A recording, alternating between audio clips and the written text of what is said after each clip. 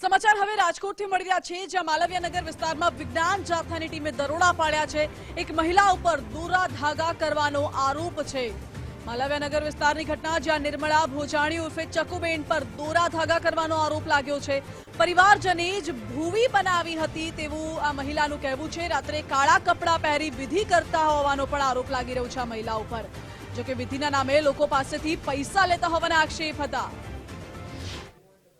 રાજકોટના મેઘમાયાનગર શેરી નંબર 2 ની અંદર ચકુમાં ભુઈમાં નીતાબેન દિનેશભાઈ ભોજાણી, જેઓને પોતાના કુટુંબના લોકોએ ભુઈમાં તરીકે એને સ્થાપના કરેલી, ત્યારબાદ એના કુટુંબના જોવાનું બદલે પછી ગામ આખાનું જોવાનું ચાલુ કરી દીધું। અહીંયા પછી બહાર જે વસ્તુ રાખી છે, રાતના કાળા કપડાં પહેરે છે, ડરામણું કરે છે, બધાને આ બધું કરે છે, વ્યાજ વટાવ સહિત અનેક આક્ષેપો કરેલા હતા। આ આક્ષેપો અનુસંધાને અમે વિજ્ઞાન જાથા છેલ્લા 2 મહિનાથી અહીંયા અમે તપાસ ચાલુ રાખી હતી। એ દરમિયાન તપાસની અંદર દોરા ધાગા કરે છે, લોકો પાસેથી પૈસા બાબતમાં વિધિના નામે લે છે, બધી હકીકત ખરી નીકળી હતી। પૈસા અમારા ઘરવાળા 200 કિલો એસિડ ફિનાઇલ નો ફેરી મારે, સાયકલ માથે ફેરી મારે।